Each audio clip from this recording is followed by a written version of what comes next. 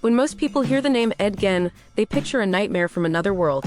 A lonely man in a remote farmhouse, obsessed with corpses and driven by a mind unhinged. His horror is grotesque, almost mythic, the kind that exists on the edge of imagination. The Menendez brothers, by contrast, walked into a home built on privilege and expectation, a home filled with wealth, comfort, and trust. Their crime wasn't born of isolation or delusion. It erupted in a place that promised safety. That is why it feels so much closer, and why it feels so much darker. Ed Gein's acts are horrifying, yes, but they are distant. They belong to a space most people will never know, a life unlike any of ours. The Menendez brothers, however, shattered a world that could be anyone's. Their parents were not strangers. They were family. They were supposed to be untouchable in their own home. And yet, in a single violent moment, that sanctuary became a chamber of betrayal.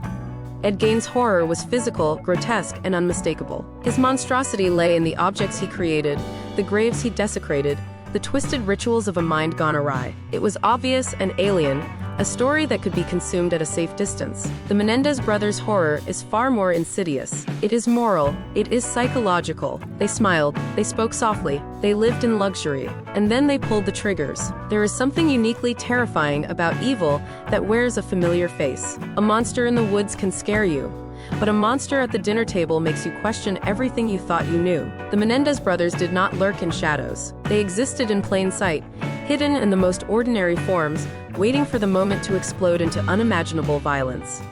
The Menendez murders were not random acts of rage. They were meticulously planned, precise, and deliberate. Two sons, armed and ready, waiting for the moment their parents would come home, executing a crime that would forever stain their names. And the horror does not end there. After the act, they did not flee into madness. They went shopping, they blended in, they carried on. That composure is what makes their crimes so monstrous. With Ed Gein, madness explains behavior. With the Menendez brothers, intent terrifies. The coldness of calculation, the calmness after carnage, that is not the work of someone lost in a delusion. It is the work of someone in control. It is the work of someone who understands the weight of their actions and chooses to carry it anyway. For decades, people have argued about why the Menendez brothers did what they did. Were they abused children, pushed to the brink by years of trauma? Or were they greedy, entitled heirs, weaponizing their own story to justify murder? There is no easy answer, and that ambiguity is what continues to provoke outrage. Ed Gein's crimes, as horrifying as they were, have a singular clarity. He was a man broken by isolation and obsession. The Menendez brothers, however, are a puzzle wrapped in a nightmare. Every listener, every reader, every juror must make a choice. And no choice feels entirely safe. They cannot be pinned down. They cannot be neatly explained. That is their true horror. Most monsters live on the margins. They hide in darkness, far from the places people call home. Ed Gein's horror was safely distant. The Menendez brothers were not.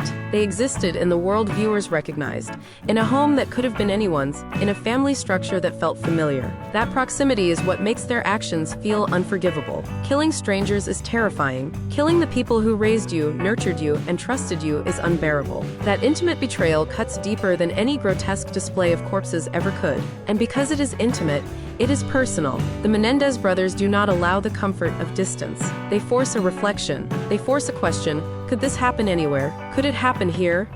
Ed Gein's crimes terrify because of what he did. The Menendez brothers terrify because of what they represent. Their horror is moral, not just physical. They destroyed not only lives, but the concept of safety, trust, and the sacredness of family. They remind society that evil does not need to lurk in basements or forests. Sometimes it lives quietly in a mansion, in the face of someone who says nothing but thinks everything. It is easier to categorize Gein. He is a monster of madness. The Menendez brothers are monsters of choice. And that choice is what lingers in the minds of everyone who hears their story. It is the reason debates rage on decades later, and the reason anger, confusion, and disgust continue to swirl around their names.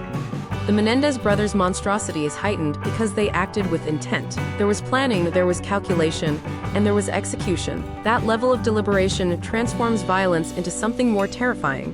Power exercised without conscience. Ed Gein was a creature of impulse and obsession. The Menendez brothers were creatures of control and strategy. One evokes horror through the grotesque. The other evokes horror through reflection. One scares because it is unimaginable. The other scares because it is imaginable. One is fiction brought to life. The other is reality that refuses to look away. People respond more viscerally to the Menendez brothers than they do to Gein because the crime strikes at the core of emotional truth. Families are sacred. Parents are protectors. To destroy that bond is to destroy something elemental in every listener, every observer. That violation resonates, festers, and refuses to heal. Gein's crimes shocked and disgusted. The Menendez brothers' crimes provoke anger, moral confusion, and obsession. People cannot distance themselves. People cannot rationalize it away. They must confront it. And that confrontation, that moral reckoning, is what makes them feel larger, darker, more monstrous. There is safety in madness, distance in horror, and comfort in knowing that evil is alien. Ed Gein's acts belong to another world. The Menendez brothers' acts belong to ours. That reflection makes them more dangerous in the mind of society. It forces us to consider that evil can wear a friendly face, walk in polished shoes, and smile at the dinner table. The question that remains is not about what they did. It is about what their story forces us to ask of ourselves. How close is evil? How familiar? How human? That is the legacy of the Menendez brothers.